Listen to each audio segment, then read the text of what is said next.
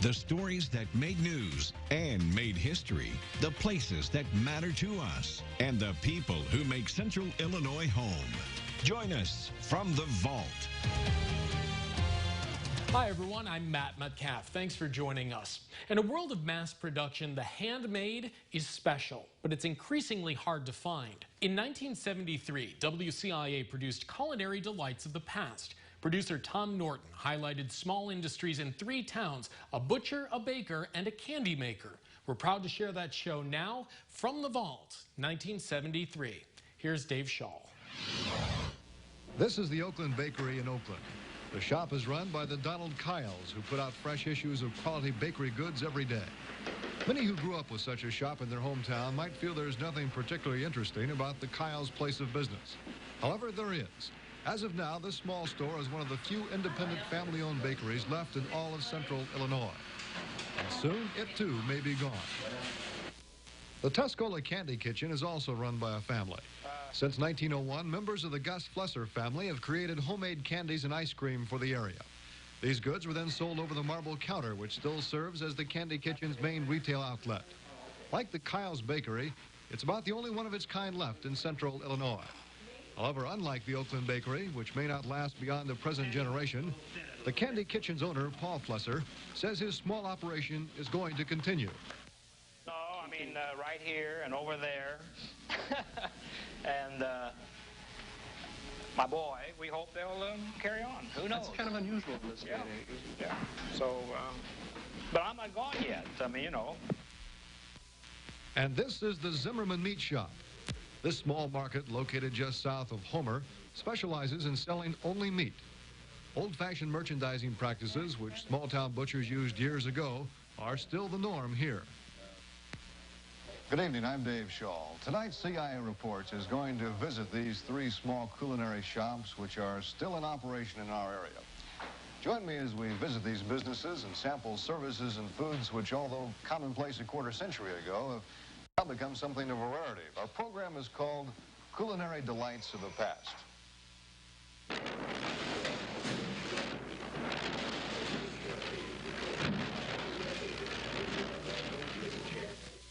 CIA Reports is brought to you in part by General Foods Corporation as a public service and a continuing effort to inform you about topics of interest in your community. Still to come, more culinary delights, including a visit to a local butcher and the Tuscola Candy Kitchen when we come back. Since 1976, CF&H Insurance has been your hometown insurance agency, featuring Auto Owners Insurance Company. They can help you protect your home, auto, life, and farm from the unthinkable. For your insurance needs, it's CF&H Insurance in our town, Monticello. Rescue workers face death every day, and far too often their families lose them while they're helping you on the road. When you see emergency lights flashing, you must slow down and move over to the far lane. That includes red, blue, and orange lights. If you hit someone on the road, you'll be charged with a felony. That means jail time. Help us keep our families safe when we're out helping yours. When the lights are flashing, use caution passing. Let's all go home safe tonight. Kelly's Accounting Service is open to make sure your financial needs are right on track. With more than 30 years of experience building lasting relationships in Monticello and the surrounding areas, Kelly's Accounting adds up to solid financial advice. Forecast first from WCIA-3, sponsored by Matex Heating, Cooling, and Plumbing. Abby was killed by a drunk driver in Monroe County. It takes some time, I guess, to realize you won't talk to him again. You know, we all have cell phones. Put a name in there or a number in there that you can call to be a designated driver, because you're out having a good time that you'll probably never remember. And I'll never forget.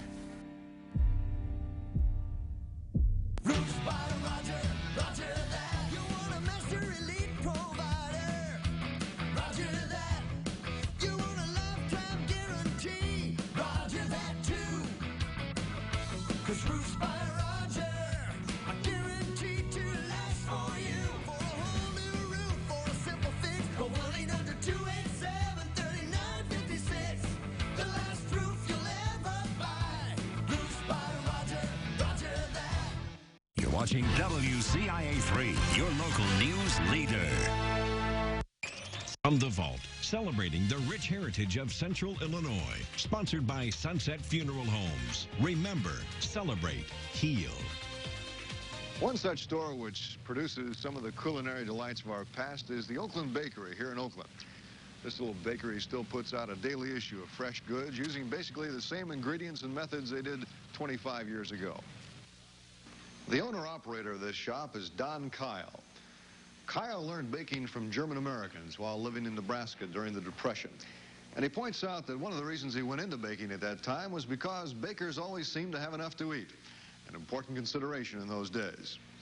During a recent visit to the Oakland Bakery, producer Tom Norton talked with Kyle and his wife about the situation of small bakeries in Central Illinois.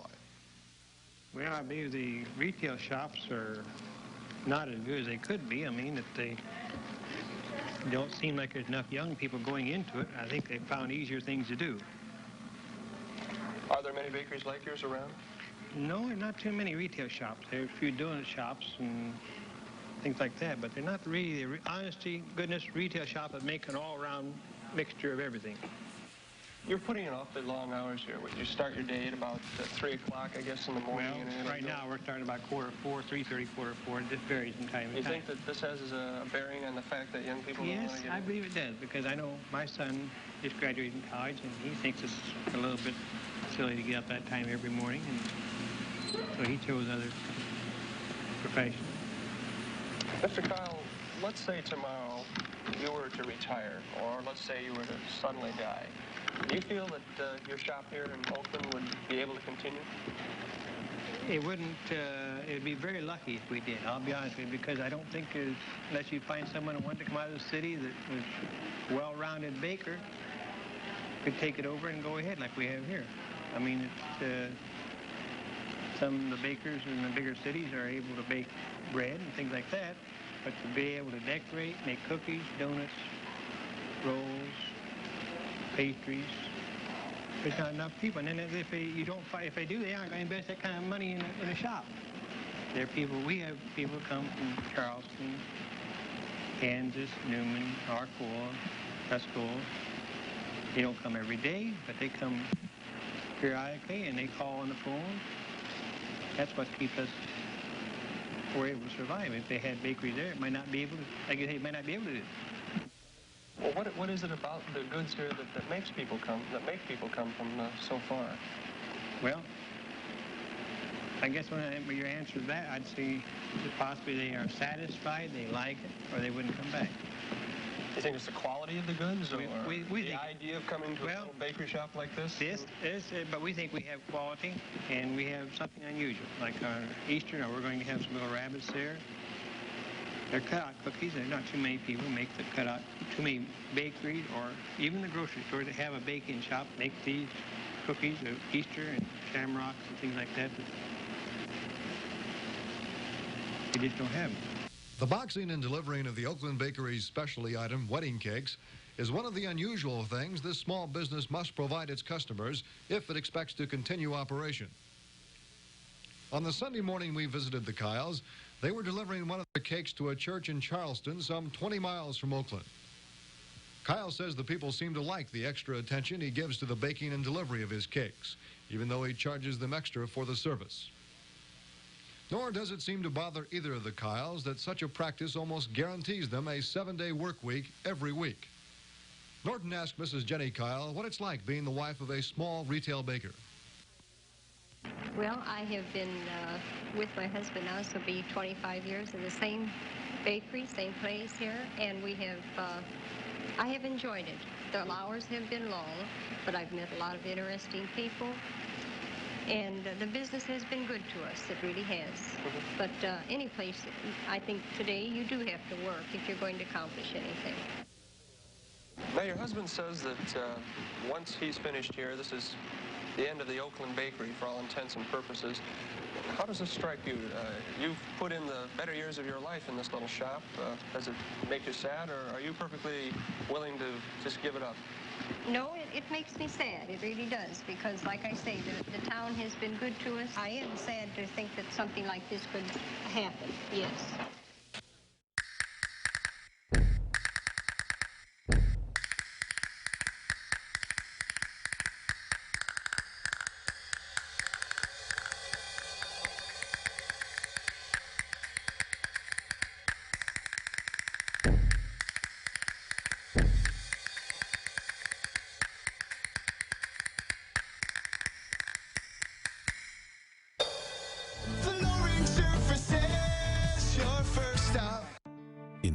challenging times, the security and safety of your home is more important than ever. And Renewal by Andersen is open and here to help you. Whether your windows and doors need to be replaced due to age, or your window and door needs are related to safety, security, or damage, we are here for you. We're offering virtual appointments, safe distance consultations, and more. Renewal by Andersen is practicing CDC guidelines to keep your family safe. Plus, we're offering flexible financing options catered to your needs during these uncertain times. No money down, no payments, no interest for 24 months. That's 2 full years. Right now, buy 2 windows or doors and get one 60% off. Text ZOOM to 96714 for more information. And remember, we're here to help. Text ZOOM to 96714 for more information. Welcome to the Animal Hospital of Monticello, where your fur friend is family, offering a friendly, fear-free experience that keeps you and your pet a little less anxious. For caring medical and surgical care, make it Animal Hospital of Monticello. Real estate isn't just about selling homes, but building relationships for generations to come. Matt Foster with the Foster team has a variety of properties that may fit your needs. Contact Matt Foster with RE/MAX Realty Associates, serving Monticello and surrounding communities. The Viewers Club is on the news at 9 on X49. Don't miss your chance to win $100 with your Viewers Club card. Watch the news at 9 on X49 to win. Although the future for the Oakland Bakery may seem a bit bleak at this point, the future of another small food specialty shop looks quite bright. This is the Tuscola Candy Kitchen. Although this shop, located on Tuscola's main street, looks quite ordinary from the outside, once you enter this place, you know you've found something quite different. The spike-top stools, the intact terrazzo floors, and the old marble-top soda fountain all convey something of the past which is no longer part of our everyday life. The interior is in harmony with the interesting foods that are available. Producer Tom Norton decided to have one of the Candy Kitchen specialties while speaking with owner-operator Paul Flesser. I'd like a banana split. Fine, thank you. Okay. Up here and ask you a few questions while you're putting it together. All right. Was there ever a time when it looked like the store might close for some reason, either financial or the family just wasn't interested in operating it any longer? Well, until I came back here 10 years ago, it might have closed then, but... Well, why did you come back? Because he wanted me to. My father asked me to come back and run it. So it's strictly, it's always been in the family. Yeah. It's going to remain in the family. It's going to stay in the family. Right. Why is it that he didn't modernize the store? A lot of older operations like this one have gone to linoleum floors, let's say, and plastic counters and all the rest of that. Why didn't he modernize? Well, when they built the store, this was their, they would have never done it again. This was their life fulfillment. And so it would have never occurred to him, my father, to remodel the store. Mm-hmm. Now, we have done a few slight alterations, right, but nothing drastic. So this is, the interior in here is basically the same as it was when? 1921. This was all put in 1921, yes. Right. What is it, do you suppose, that makes people come down here now? I mean, it's an old store, it's not particularly modern. It's timeless. People come in here now, not only we feel for the quality products that we sell, but when people come in here, they go back to something that the young people, of course, don't know. And the older people they don't get old. They come in here and they remember what it was like years ago, and it's timeless. Two old friends, George Nichols on the left and the store's 93-year-old founder, Gus Flesser, talked with Norton about what the store was like years ago. Nichols claimed his favorite Candy Kitchen item was a hand-mixed Broma-Seltzer, or a Blue Heaven, as he called it, while Flesser spoke of his years at the shop and the worth of his efforts. If you were young again and you had it to do all over once more, would you begin a shop like this one? Sure. You would? Even in this day and age, let's say today, do you think it's possible to start a shop like this today? It depends on the man, son. You see, today, they don't like to put in the hours. They're different kind of people. What types of hours did you put in? Long hours, short hours? long hours. What was an average day for you? Did you begin at 8 or 9, or what time did you begin? 7 o'clock. 7 o'clock. And what time did the shops close? Oh, it depends on the crowd. Well, just say on an average evening. Oh, average is, say, 11, 12 o'clock. 11 or 12 o'clock. And you still had customers in here buying ice cream? Oh, yeah. Pushing buggies. Well, let me ask you about this banana split that you made me here. Is this your ice cream? Is this your sauce? We make the ice cream, we make the chocolate sauce, we cook the pineapple. Let's see, there's cherries on that. Right. The cherries, we buy very concentrated fruit, the real maraschino cherries, and then we thin them out with simple syrup. You also have a candy operation here, too, right? Yes, we manufacture our own candy. How is it that Flesser's has been able to survive the advent of such candy companies as Curtis and Mars and all of these other big operations? Well, first place, we like to think that we make better candy. We're in bulk candy business, and our variety is much broader. We're making now about 45, 48 different pieces of candy. And you can come in here and select any quantity you want, mix it any way you like it. And this is the difference that a specialty shop like ours offers the trade as opposed to, well, the commercial giants where you walk in, you have to buy what they have already prepared or you don't take it. And this is what we build our business on. It's a personalized thing. To go to the machine process, we don't have any interest in doing it. Wouldn't this sort of ruin the charm or whatever it might be of the store at this point if you were to expand? Isn't that sort of the route that a lot of the smaller companies that have become larger companies have taken? Does this bother you, or aren't you particularly concerned about that? We'll bring people in, train them, and there are people who can learn to dip candy and make it, so there's no reason that we can't carry on the business. Flesser's wife, Betty, helps with the Candy Kitchen's business. She demonstrated candy pinching for us. Now, this is called pinching of candy, right? Yes, you pinch the fun in here, and then you cover it with chocolate. How many people are there left, let's say in the state of Illinois, that are still doing this? Do you have any idea? Well, there might be 10 or 12, but it is a lost art. Absolutely a lost art. How long does it take a pincher to learn how to do a good job with this candy? Probably around 3 to 6 months, and you lose a lot of candy in the process. Is there any trade school in the state that you know or anywhere that teaches it? No. It's strictly you have to learn this from someone else. It's a folk art, then. That's right. It's very creative, I think.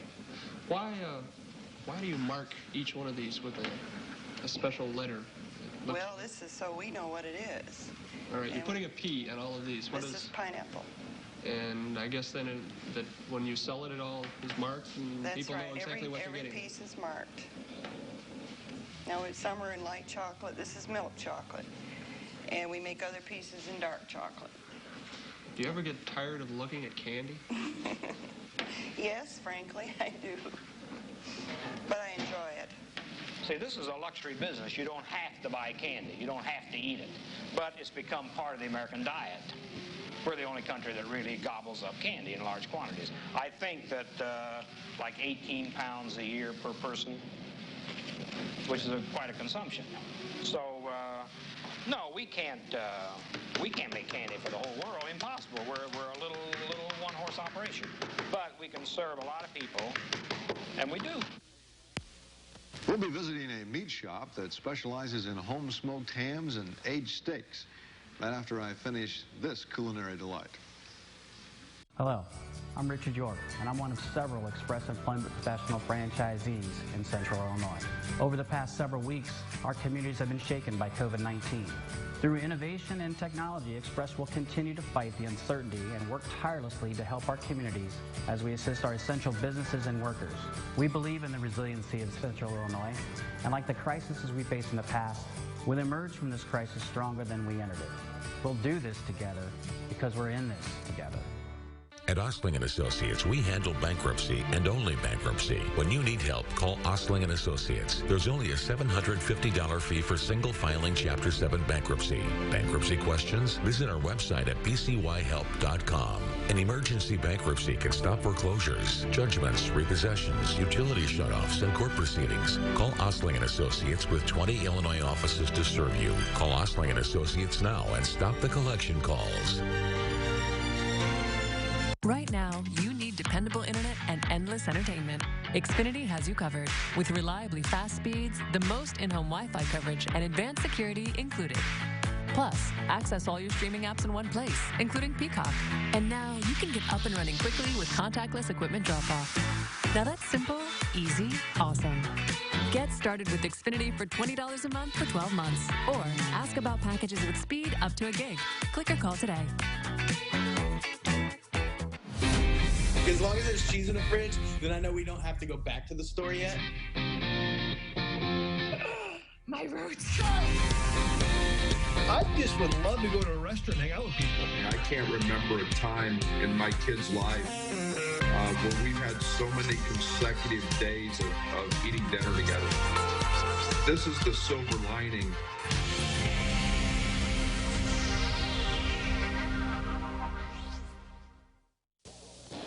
This small group of buildings located about halfway between Homer and Ogden on Route 49 is the home of Zimmerman's Meats. Technically labeled a slaughterhouse, the operation continues with a tradition of providing the customer with fresh meat that's killed on the premises.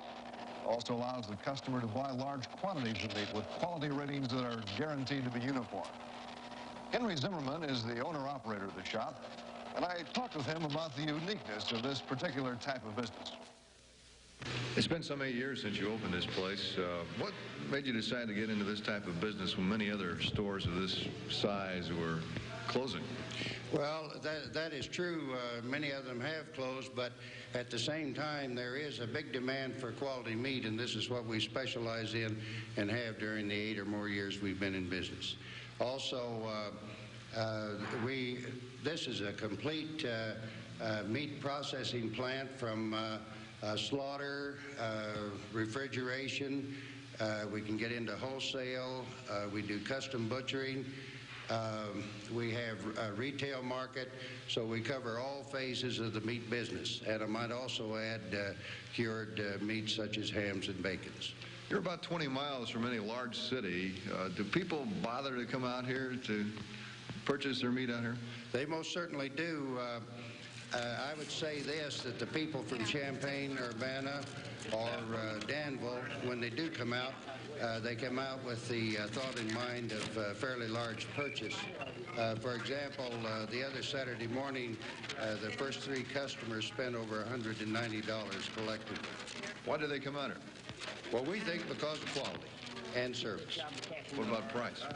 Well, price right now is a very big problem.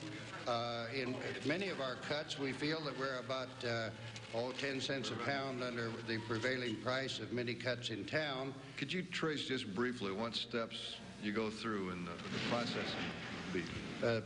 From the time the animal's still alive, well, of course, the animal is disposed of, is completely dressed back on the kill floor, and it comes into the cooler as you see these halves hanging here. Then this meat is allowed to hang in here. We recommend on sides and also meat that we use in our retail case that it hang for approximately 10 days, sometimes even longer, before it's ready for the customer's selection. The aging process is very important. It adds to the flavor and contributes to tenderness. Where do you get your stock? We buy most of our cattle right now. All of these that are in here at the present time came from a cattle buyer who lives north of Pythian. Do you raise any yourself? We raise some ourselves, yes. We have none in here at the present time. And do you have people bring in their stock? Yes, quite often farmers that want a beef butchered or want hogs butchered and processed, they bring them in, and this is a good part of our business too. Would you describe this type of business, the smaller type of operation, as a thing of the past? No, I don't believe so. I think that there are many, many people who enjoy buying meat on a selective basis, being shown a chuck roast and having the opportunity to say, yes, I like that chuck roast, or no, I like this other one better. I think there are still many people who like the way in which we wrap our meat, and there, of course, are many people that are more interested in quality than they are in price. What about young butchers? Do they like to come to a small place like this, or do they prefer to go with a larger operation? Well, they're both. I suppose the young butcher feels that his best future might be with a bigger organization, but as you see, the people that we have around here have had a great deal of experience, collectively well over 100 years of cutting meat, and so there is something to offer here too. In just a moment, I'll be back with some thoughts about small retail shops, such as we've visited tonight. Here's some great news. One stop for all car and truck repairs, plus a great tire selection. Tires Plus is tires plus routine auto maintenance, plus electrical work, plus brake service, plus air conditioning repairs, plus check engine light diagnosis, plus tire rotation. The Plus is in everything they do, and they'll match any locally advertised prices. There's so much Plus, we ran out of time to tell you about the great selection of tires. Tires Plus and all Tires Plus Auto Care. They fix everything. WCIA is an equal opportunity employer. If your organization is involved in assisting job seekers and you're interested in job vacancies at WCIA-3, log on to WCIA.com and click on About Us, then work for us for current job postings. Small businesses are the heart of Central Illinois, and while the businesses change, the spirit remains loyal to local. Once again, Dave Shaw. Most Americans these days make the majority of their food purchases at supermarkets. They appreciate the wide variety, the convenience, and the frequently lower prices they offer. But as our program tonight illustrates, there is still a nostalgia for the small specialty shop with its hand-produced foods and careful personal attention. There is still a place, it seems, for the culinary delights of the past. This is Dave Shaw. Good night for CIA Reports.